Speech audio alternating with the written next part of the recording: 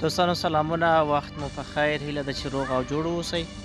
راغلی یو د فردوسي چې د فارسي ژبې مشهور شاعر دی، د هغه آرامځای، نو د دې ځای ځینې ویډیوګانې مې کړي دي، نو انشاءالله چې تاسو یې تر پایه وګورئ.